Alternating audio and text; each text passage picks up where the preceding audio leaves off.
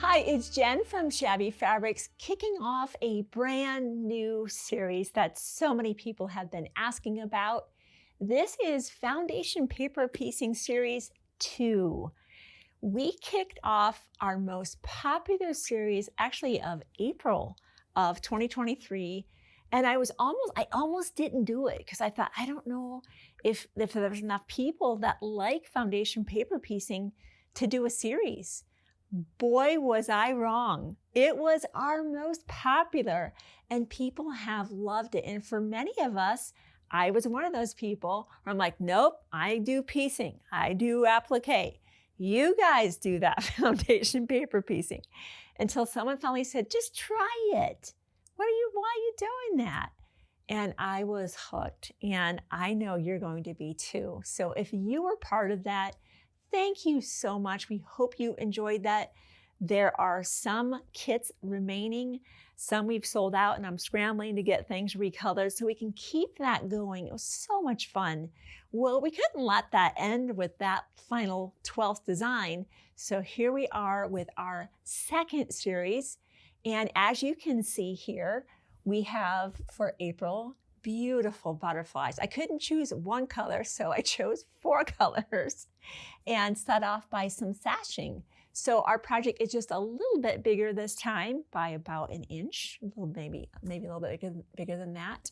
Here we were making basically one motif with some borders, and then that was obviously what we were going to display.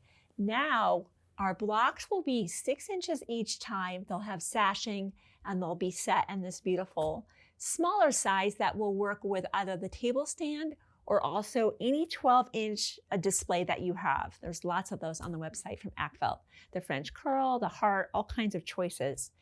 What's going to be fun this time is there's a mixing and matching of even designers will be using their amazing designs. This one here is from Lila Gardunia. She's a very talented pattern designer that we found. And these are her beautiful butterflies. And she has given us permission to be able to set them in an arrangement of our choosing. And so we're really excited to be working with Lila on this particular month's project. As you can see, you're probably recognizing some fabrics. Kaif are the most dynamic fabrics that are kind of in the core of the butterflies, kind of out in their wings. The really kind of watercolory are fossil fern, and you can see these fabrics, these Kaif fabrics are just like none other. They're just incredible, and I thought they really help bring that spring garden to life. So hopefully you enjoy that as well. If you are brand new to foundation paper piecing, you don't even know what I'm referring to, a great series to start would be the last series. And we kicked that off with the April project. Be sure to check out those videos, free for you to watch at your convenience 24/7. I take the deep dive into how all of that works, and I'll revisit that today since we're kicking off a brand new series. But this is a great one to start with if you're brand new. But if you're like, nope, I've been there and done it, I'm ready to go with this next series, let's just kick that off. Yeah, as you know, you're getting a beautiful full color pattern. We give you clear images of your fabric. So when you're getting your kit, you're able to clearly identify, yes, this is my blue 1, this is my blue 2, this is my pink 1 and pink 2. You get those figured out. And as you can see from our pattern, this is giving us some very specific cutting sizes. And we keep talking about these different letters and numbers. What is that? We're going to help you out with the stickers here. So as you're cutting a fabric, you're right away able to sticker that. Because as you can imagine, when you get a pile of fabrics cut, if you didn't have stickers and none of this had stickers, it'd be very difficult to identify that fabric with certainty. I can be very confident there'd be a lot of errors happening, and we don't really want that. So the stickers have been so well received. Our customers love that. And so as you're cutting your fabric, make sure you cut and sticker. Cut and sticker. Don't cut and think you'll sticker later. Cut and sticker till there's no stickers left. And then when you get ready to sew, get those in order. A1, A2, A3, get them in order. So now you're just one after the other, right? It's just an assembly line and you'll get going. Will definitely increase your accuracy and your enjoyment of the process. A lot less seam ripping and like, oh, I sewed the wrong piece together. Forget that. The other thing that will be included inside your pattern, which is absolutely included in your kit, or you can buy the pattern separately and use your own fabrics, of course, is we use the Carol Doak foundation papers that we feel are the very best in the world. She makes amazing paper. And we printed the design directly on there, and we will be sewing on this. And of course, there's one for each of the butterflies that we'll be doing. So many times in foundation paper piecing patterns and books, you have to run out, find somebody that's going to Xerox that book, and hope they get it to scale for you. And it's just the time, you know, and here in North Idaho, it's supposed to snow in a couple hours. Yeah, I wouldn't be out driving. I might want to sew, but I don't want to go out having to Xerox this and make my project come to life. So we hope you recognize that we try to think of ways to make your enjoyment maximum and let us do the work for you as much as we can so that you can just enjoy the journey of creation. Okay, let's talk about our butterfly real quick. And then we're gonna talk about how the process works with foundation papers. Okay, we have top left, bottom right, bottom left. So we have this here. Let me explain one thing that's very important about these particular units, because each of these needs to be in a very specific location. This can't really be up there, right? They don't fit. They might at first glance seem to fit, but they don't fit. So because they looked so similar, we felt it was really handy. We felt that it was handy to go ahead and mark, okay, per our diagram here, we can see that this is saying that's the bottom right. So we went ahead and removed all of our papers that had told us that was the bottom right wing. And then we realized, ooh, we might mix this up. And so we went ahead and used one of the other extra stickers that's included in your sheets. You have some extras here. You can just write bottom right and put that on there, bottom left, okay?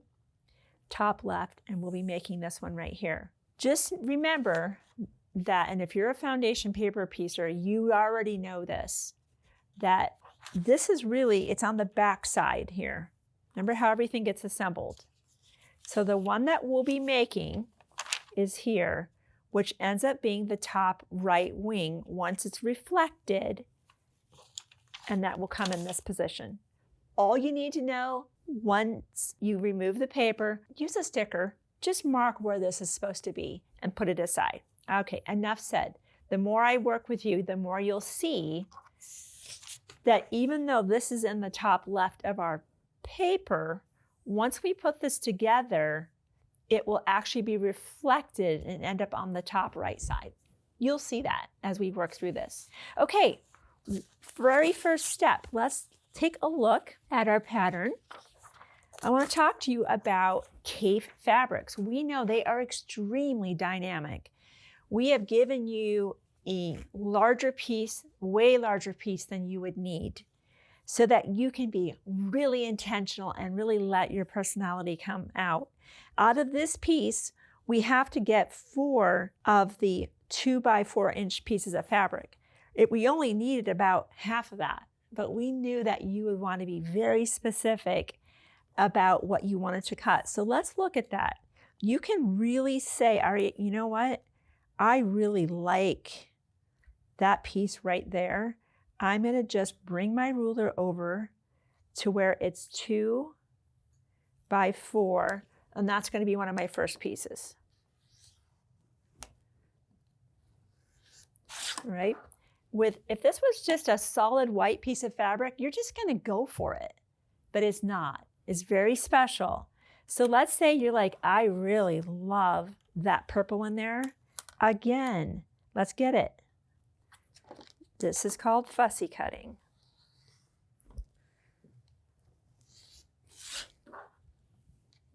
And let's say you like, maybe you want, there's no reason you can't cut on the diagonal. If there's something you like, there's just no need to stay on grain. So do whatever you want. You get the idea. And I should be going ahead and labeling those. I had said that. Don't just cut and think you're going to label later.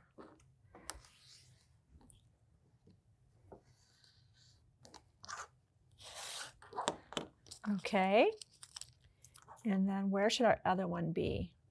If we wanted to have something, I really like staying in these purples. I think I really like that pink. I think that's one of the most fun things about Keef. In fact, I know it is. You don't really know what you're going to get depending on the cut. Do that, and then I'll subcut that to 4. How cool is that? That's going to be really fun. And you know what's cool too? If we had 500 people make this project, each of these is going to look different because of where they cut their fabric. Isn't that cool? That really, that's one of the most exciting things about using fabric like Keef, where there's such a dynamic diversity of what is there, that everyone doing the same cuts, but them choosing their favorite areas is going to produce a very different looking project. And it's fun to see what that is. So we really hope you'll be sharing your progress, sharing your project on our social media. We'd love to see all the different beautiful butterflies. Okay, so we know that's just one of the fabrics. And of course, our instructions would guide you through cutting everything else. This butterfly basically has the center body, B, C, D, and E. There's so few pieces here. I'm going to start with this one here. That's the one I want to do with you. I've already got this one done ahead. It's so easy. Let's start with this, and let's start about, well, how does this whole thing work? All right. We need to separate this so that we have this different than the others, right? So go ahead and cut yours apart. And you could just set that aside for the moment.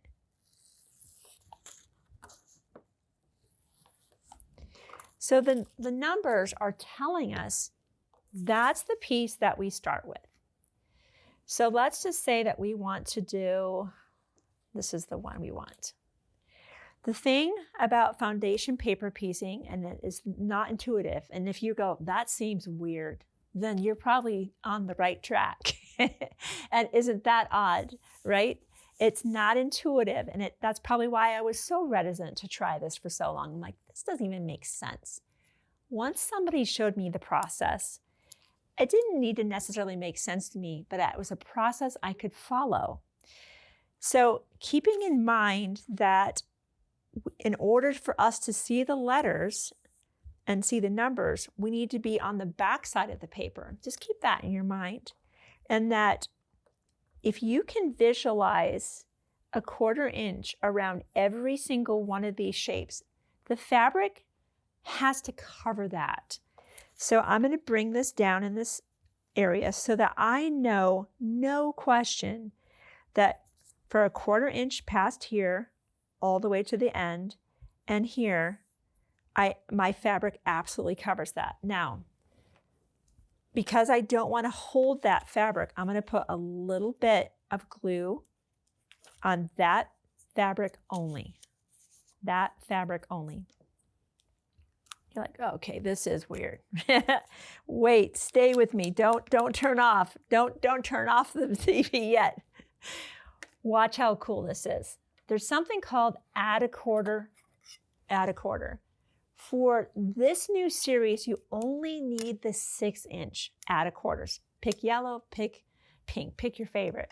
If you're going to be doing the original series as well, you'll want to probably get the combo, which has the 6-inch and the 12-inch, because there are some runs where this is simply not long enough. On this project, there'll never be a time where the 6-inch won't work. I should say that now, although I haven't designed all 12 of them yet. But the next month's one, I did design that one already, and I know that this will fit. Okay, So how does that add a quarter work? Basically, what this will do, and there's a ridge on it. Let me just show it to you. In order to put the next fabric on, I'm going to use the flat edge, and I'm going to fold the paper back along that edge and just crease that. Crease it really good. There's a lip on here. So this is the other end, other side of it. You want to lock that in, and we're going to trim.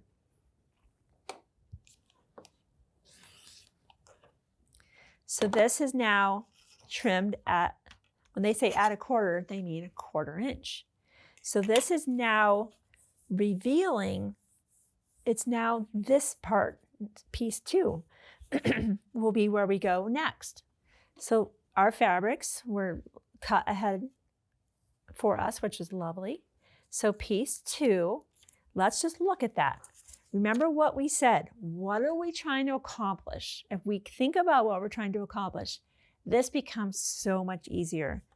All we're trying to do is to make sure that this piece of fabric covers number 2, but not just the part we see, thinking about a 1/4 inch all the way around that. And we can see that that is going to be no problem whatsoever. Okay, so let's just look at that. So then I'm kind of auditioning, saying, okay, have I met that requirement to fully cover number 2 as well as a 1/4 inch all the way around? Absolutely. Boom. You are good to go. What do we do now? Let's just make sure that didn't shift, put it back in its spot. We're going to flip it over. Let's secure this. It's not going anywhere. We are going to sew a couple stitches before we get to our line, through our line, and a little bit out here, and then we're going to cut our thread. Now on my machine, because we are going to be removing these papers, we always sew with a shortened stitch length, and I'm at a 1.5, and I sew with a very sharp needle. A Microtech 7010 is your go-to needle, whether you're doing the beginner series, series 2, this is your needle, and that's what's in my machine right now. So, and you can use any color thread you like, Aurifil, the gray is a great option. I have a white today. Any of that will work just fine.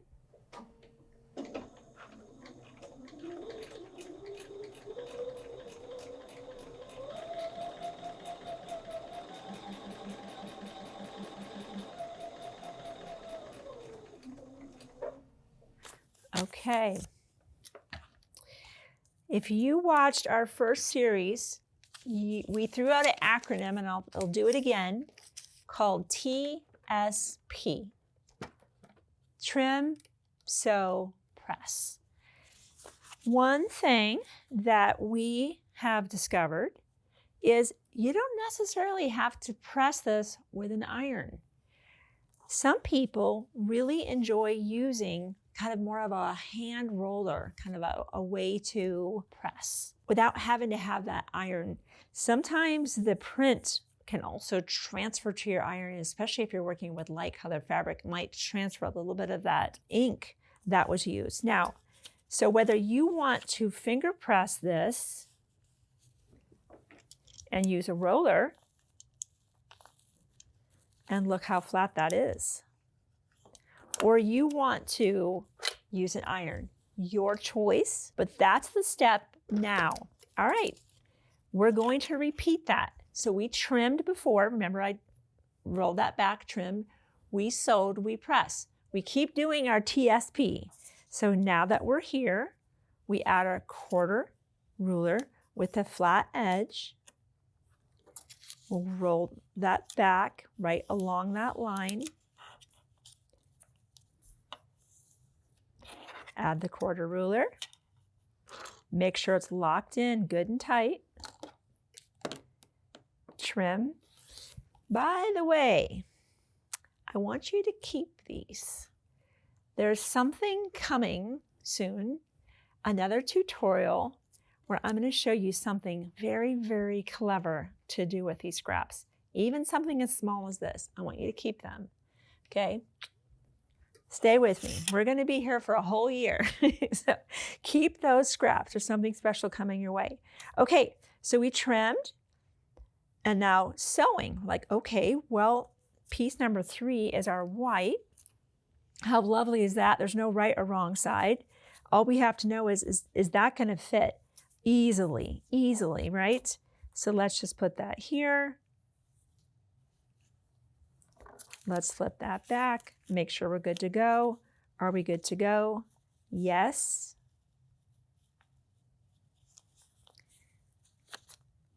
Flip it here, pin, sew. And again, starting a few stitches before, ending a few stitches after the line.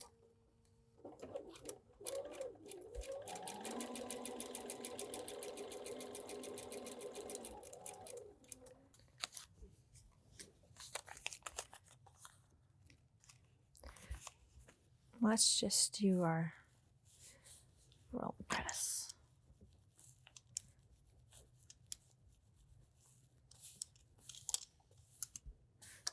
I'm just going to set that one for sure. Okay. You're like, if it looks like this, and you're like, I must have done it wrong. Nope, you're right on track. Okay. So now that we've done 3, just leave that, and now we're coming over to 4. What are we doing? Same thing. Run that edge along the line, fold the paper back. Good and crisp.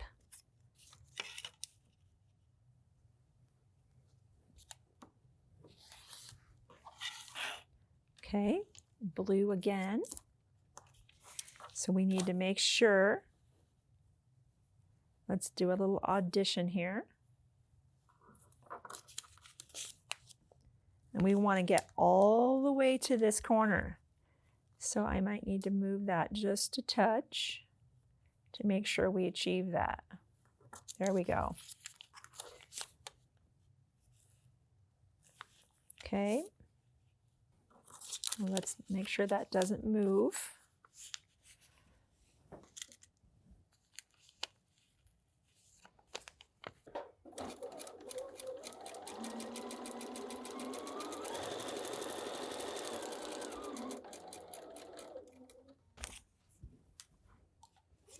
Okay, let's check. I love that fossil fern.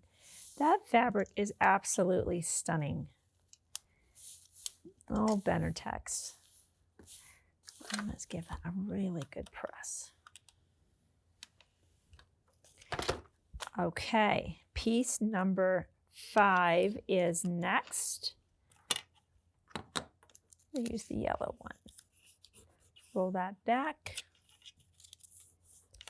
Flip this around, right along the edge, trim. You know, it's interesting how when you do something repetitively, it can be actually very comforting. Instead of each time you do something, it's completely different. It's kind of nice to just go, okay, I understand the process. I understand what I'm doing. So we have auditioned that. That looks like a great spot. Let's flip it over. You know what to do. Let's do a few stitches before, stitch on the line, stop a few stitches afterward.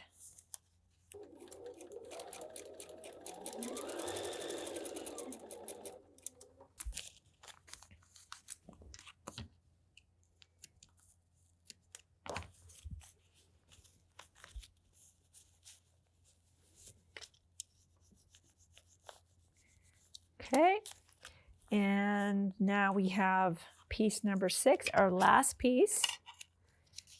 Roll that back, flip it around, lock it in.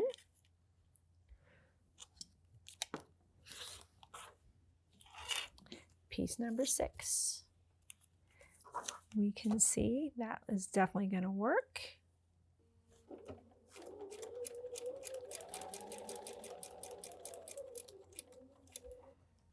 Okay.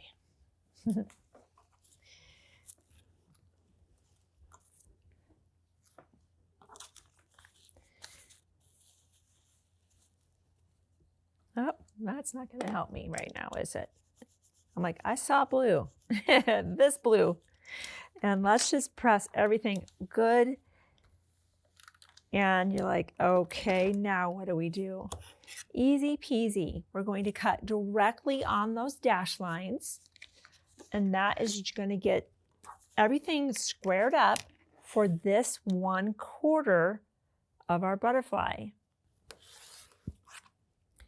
I don't think I have enough room to spin that, Matt. I'd love to, but I think we'll just lift up the project. That's fine. If I had nothing but space, I would be turning that rotating, Matt. But that's okay.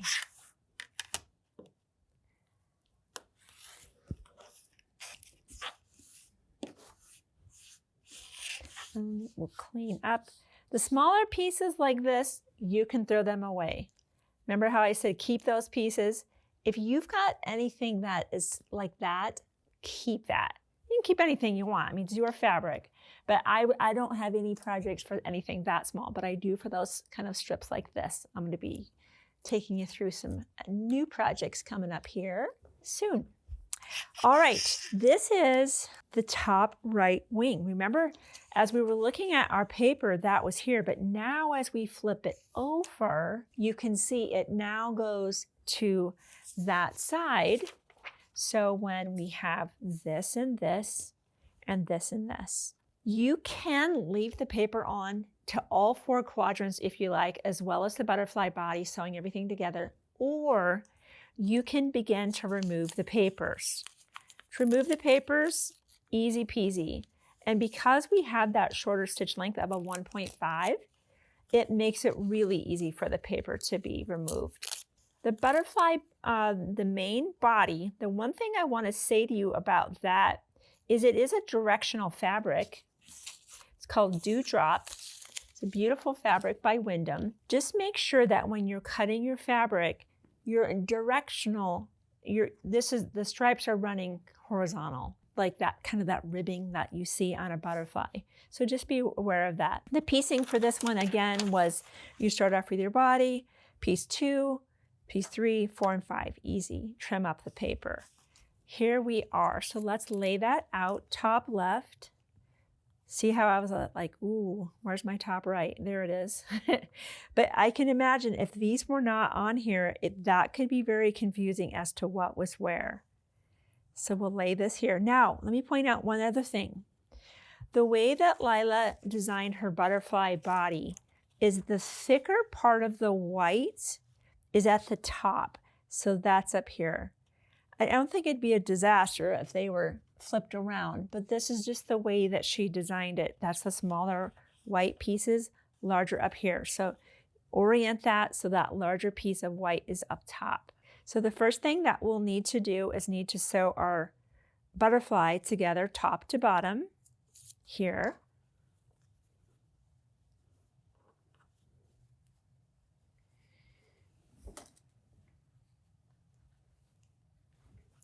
And same. Let me remove that sticker.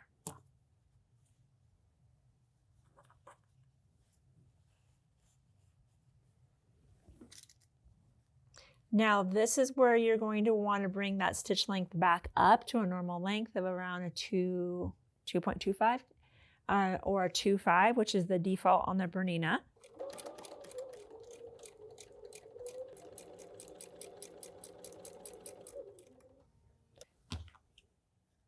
So at this point, we need to press open for sure. We have a lot of bulk happening and we want to distribute that evenly. So warm up that seam.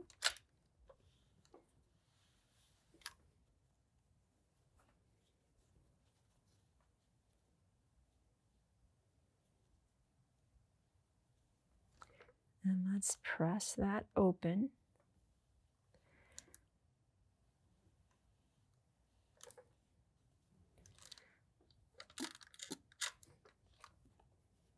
Oh, wow, that's beautiful.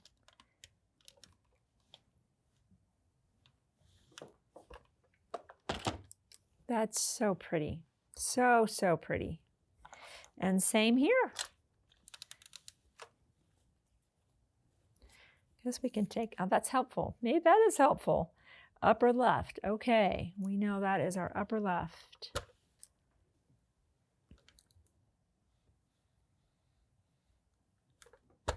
Okay, let's look at that. So pretty, the K fabric in there and the fossil fern, and it just pops off that crisp white. Okay, and then in goes the butterfly body, of course. I'm going to want to keep an eye on that. So I'm going to sew from this side. So we know this has to fit. So we're going to pin on this end, and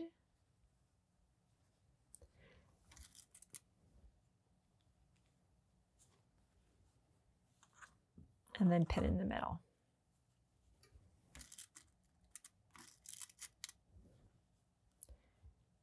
All right, I'll go sew here, also the other side on, and we're going to press toward the middle. We're going to press toward the middle of all of our butterflies and to show you where we're going. Aren't these just stunning? They're so pretty. Oh my gosh. Okay, this is where we're going. So I'll go ahead and I'm just going to show you the backs of those. I want you to see that. So we're always pressing these seams open and then pressing, and that makes sense, right? We have all of these seams going.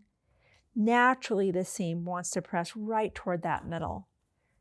So I will get this one, so it's up in this quadrant, and we'll talk about adding our sashing and our beautiful center cornerstone there and putting everything together, getting ready for binding.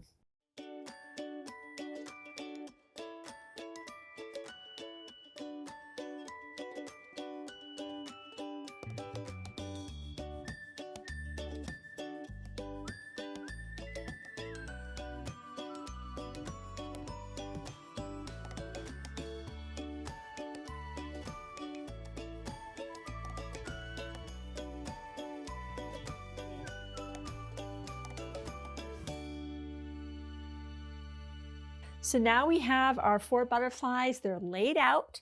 And just a reminder that that larger portion looking at the center butterfly body, the larger white portion is at the top. Because you could, flip the block around and it might not be immediately obvious to you, but I bet once you get it put together, you'd notice it. So make sure that larger white is at the top. Once you're happy with your arrangement, and maybe you want to change that. I mean, that's just our arrangement idea, right? Now the sashing comes into play. So you'll get your green, limey green fabric. You'll cut 4 of these. One just has the white cornerstone right in the middle. So we'll sew these together, press toward the middle. Sew this together, press toward the middle, and then we'll apply that center so that the whole thing is assembled. I'll get that done because we still have some distance to cover to complete the project. I'll be right back. And here this is put together, and I'm going to make a recommendation. I removed the papers and then sewed this together. I am regretting that decision. This is allowing me to have way too much stretch going on. I'm going to recommend keeping your papers on through your assembly for sure of the butterfly, and possibly even, adding even your sashing in if you wish, and then removing the papers. If you have any difficulties, finding tricky spots where you need to kind of get right there, I see one. These are the Gypsy Quilter tweezers that are phenomenal for getting in these corners that your fingers just don't fit into. Right there's another piece. Let me remove that real quick. Okay, so that is just something, I said before, hey, you might want to remove the paper now. You could do it. I just keep it in. It's going to work out better. You're going to have a lot less distortion, a lot less wrestling than I experienced a little bit just now when I was trying to put that sashing on. So now that we're here, grab a piece of either fusible fleece or batting, whatever you want. We'll have our backing fabric here. And we love fusible fleece. Why? I like the contact.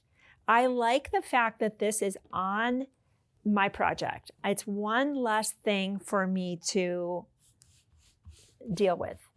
So I'm gonna just take this over here and iron that down. While I'm ironing that down, let's talk about the top quilting.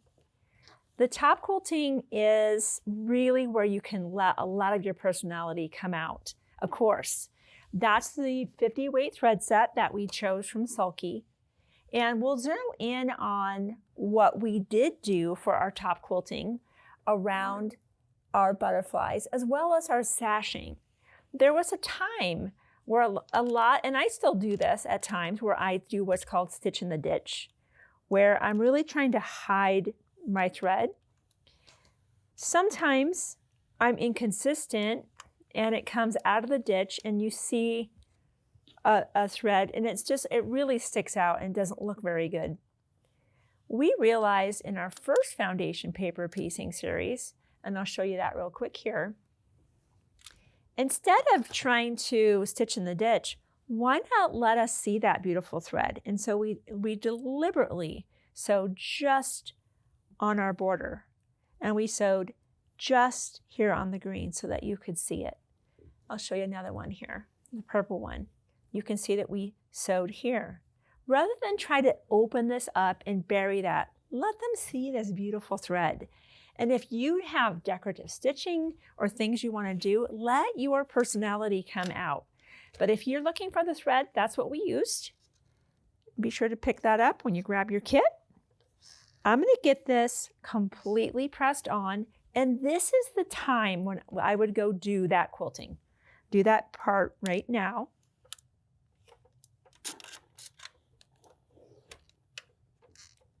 Right? And we just use a lot of people use something in the bobbin that is coordinates with the back of that, which would be the green. So if you don't want to see these colors on the back, you could absolutely be putting this in the bobbin the whole time. So that's one idea. And just quilt to your heart's desired. Once that's completed, and I won't take that time to do that, now we go and we trim off the excess. And we get this prepared for binding. Now it's important that we get lined up with something. Square up a side and line up with something. I'm going to put from edge to edge, and I'm going to start squaring this up based on this side. And I will use my mat now as kind of all right, we know this side has been squared. Let's bring this over. Keep in mind that binding will be coming next. So rather than me try to chase this line, I'm not. I'm going to say, okay, let me take this corner and this corner, keeping in mind that I'm lining up with the grid on my mat. We don't want to lose any part of our butterfly here, so I'm going to scoot that down.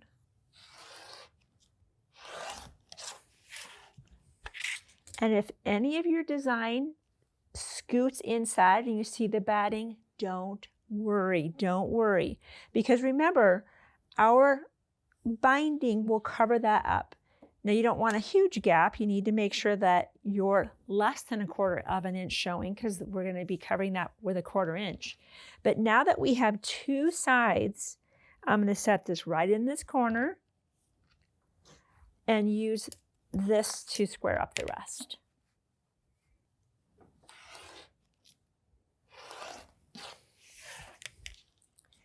And then here, square, square, square, here. All right, we have a square project now. So remember, our top is here. We might even put on our extra sticker top. I keep having to remind myself and look for that bigger white space. So now that's ready. And again, we are assuming this has all been quilted down with our thread. So I'll put that aside. Binding, we're going to need 2 strips, cut to 2.5 inches wide, unless you prefer 2 1/4. We always love 2.5. And we all know how to join binding strips. There's lots of ways to do it. Some people like a butt joint. Some people like it where they're 90 degrees. You draw the line, sew on the line, and flip, right? And I've done that way for years. Tammy showed me a really cool use of the corner clipper, and I have been a changed woman ever since. To use the corner clipper to create really almost a foolproof strategy for joining your binding strips. Stack your 2 strips right side up. I have 2.5 inch strips. I'm going to grab my corner clipper. Make sure I've got some selvage right here. You could clean that off. In fact, I'll just clean that off, so I'm not having to even look at that anymore. So I can't accidentally be using that in my binding. Stack the 2 strips exactly on top of each other. Place the corner clipper at a place where you know you're going to get a clean cut from edge to edge. Notice it says 2.5. Why? Because we have 2.5 inch strips. Our first step is to cut here. We're going to slide the corner clipper up so that that notch right there, that you can see that notch, will clean off the fabric. I'm lined up here, lined up here. We're going to clean that off. Why? That is such an important trim right there, because now when I place these right side together, this is absolutely nailing where this should be. So I'm going to pin this together. We are sewing a 1/4 inch seam allowance and making amazing binding. Let me get that iron heating up to full hot.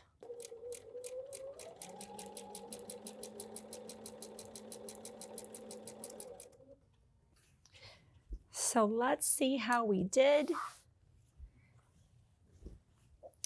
Such a cool technique. I love anything that has a notching and it goes like, there's only one place for this to be. I'm like, yes, I can do that. I like that. Let's press this open.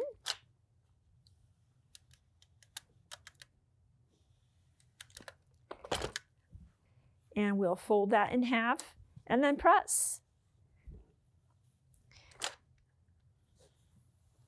So I'm just going to start pressing all the way down.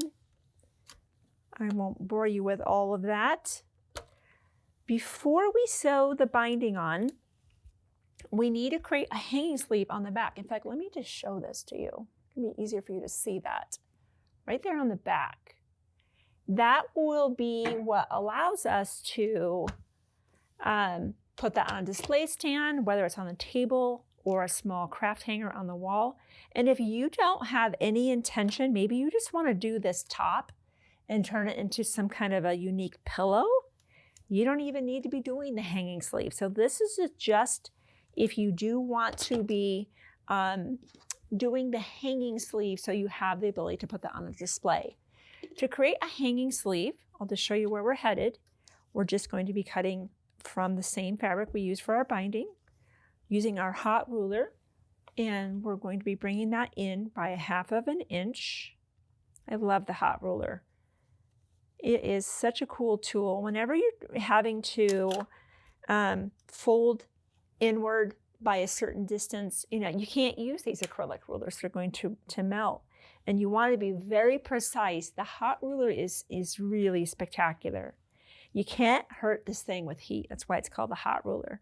Once that's done on both ends, then we'd simply sew that down. That's all you do to create that part of it. Then fold up and we'll press.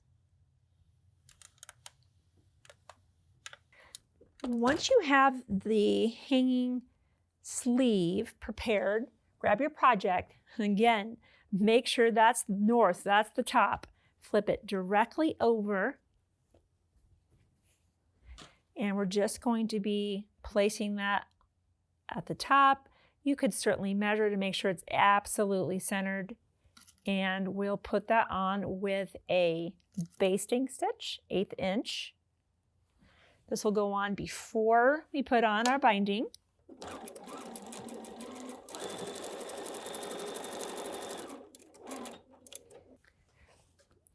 There we go. And what I should have done, we had measured down 1 3/8 inches from the top and drew a line. Basically, you're just trying to create a gap here. I can just move this out of the way at this point and just draw a line down from the top. And again, we had said about 1 3/8 seemed to be a pretty good spot. Just use a temporary marking tool. And basically you just bring up that bottom just like that. So you just, because the rod fits nicely, easily, you don't need very much of a gap at all to do that.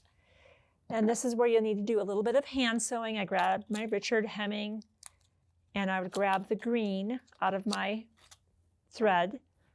For now, since I have this in my sewing machine, I'm just going to grab a white, thread your needle, do a little bit of a whip stitch. I'll just show that to you if you're unfamiliar with that stitch.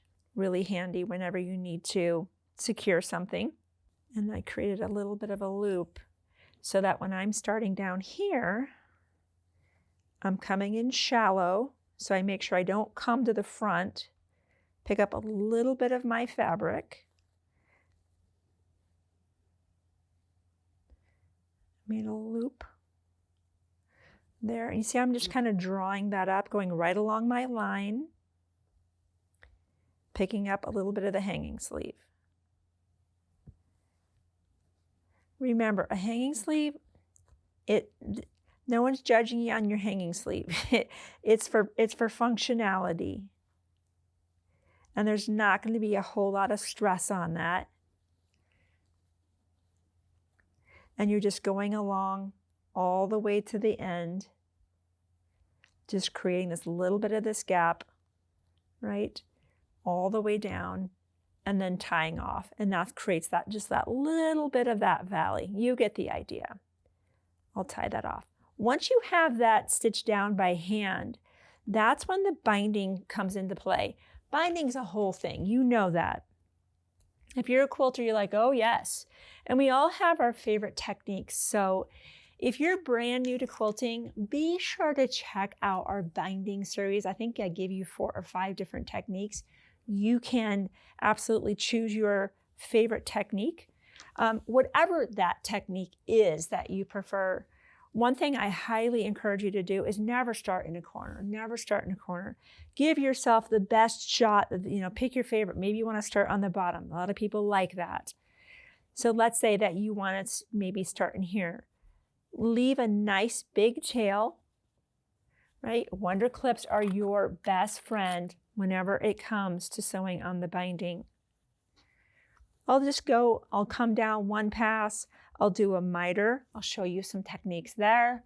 And then you, again, refer to that binding video. This is just a little bit of a quick refresher on some pointers, not starting in a corner.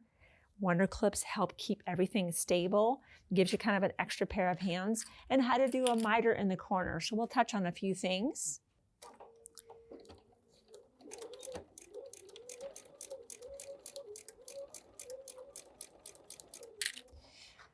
So to get a nice miter corner, we're going to stop a 1/4 inch from the end here and backstitch. And I'll cut my thread.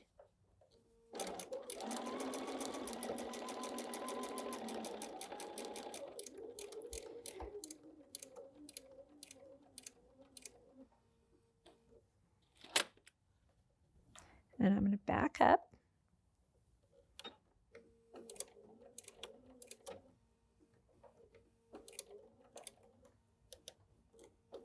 I'm going to cut my thread. We lay this back onto itself and onto itself again. So let me show you that one more time. Lay that back onto itself and onto itself again. And you can sew straight off the edge at this point and come right on.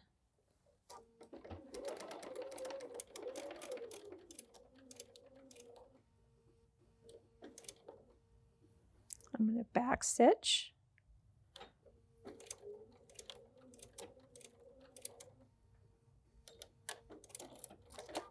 Again. I guess this is another binding tutorial, huh? I told you I wasn't going to do it, and here I am. 45 degrees. Lay that back onto itself. Start sewing again. We have to make sure our hanging sleeve is not in the way.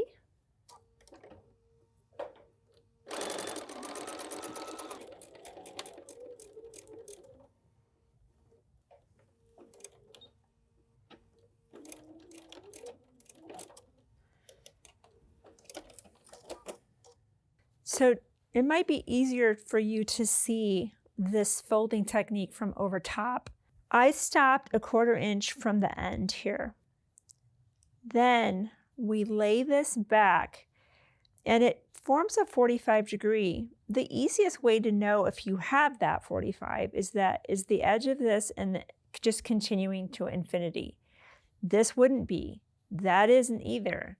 It should be at the same angle, right? Once you have that, you will lay this right back on top of itself and continue. If you need an extra pair of hands, grab a wonder clip. And I come right off the edge and start sewing again.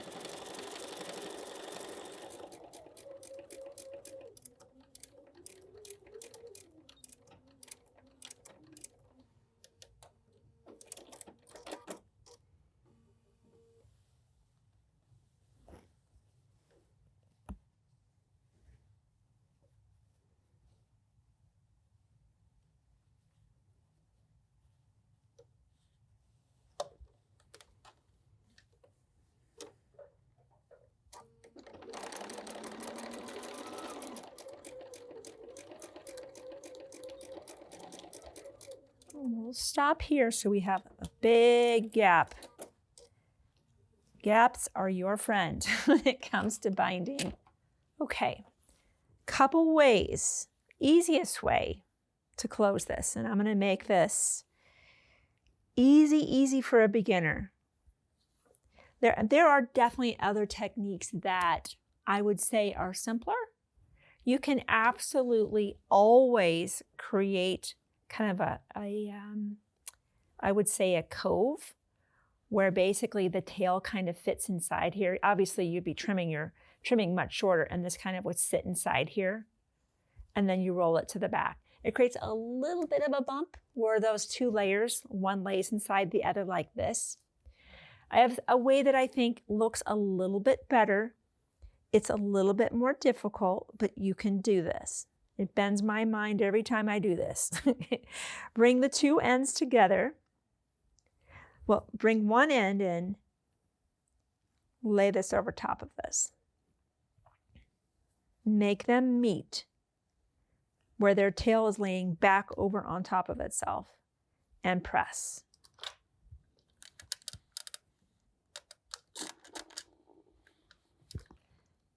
And you can see that if we were to make this be continuous, these would be sewn right side to, like this, right? Well, that's not going to work. Of course, that would look silly. So we need to open the fabric, and that's why we need to, in order to have alignment, we need very strong creases, very strong creases. So I'm gonna actually crease that again.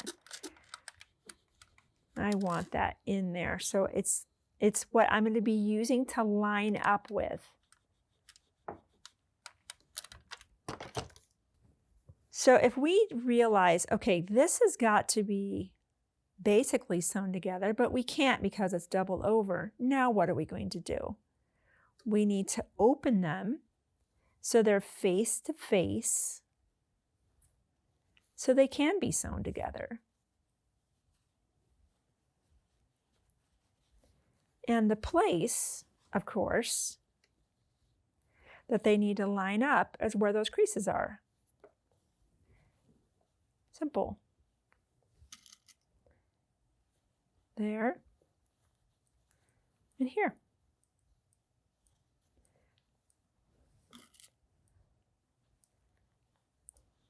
All right, let's go sew that. And I'm not going to sew over those pins.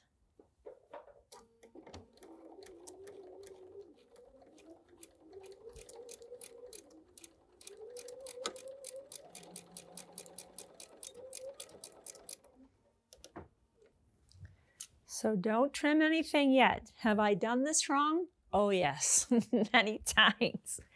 Let's see, does that make sense that once this is trimmed away, this will be joined? Yes.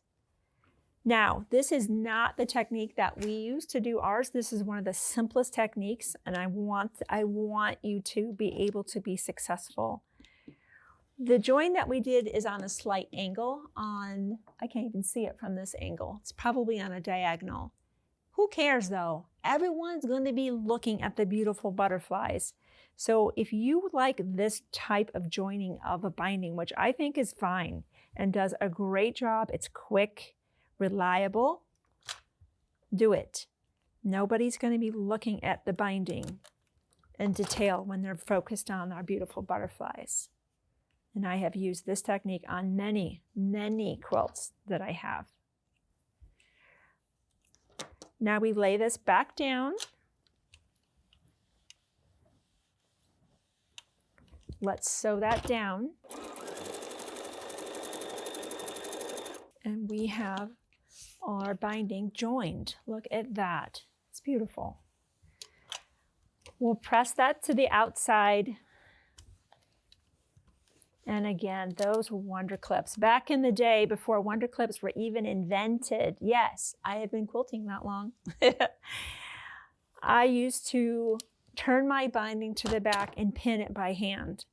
And the number of times that I caught myself on it with that, because it's pinned everywhere, and it's on my lap and I'm sewing. The number of times I've caught my sweater, cut myself, I can't even count. I never use pins anymore when it comes to binding. Always wonder clips. We like to sew our binding down by hand.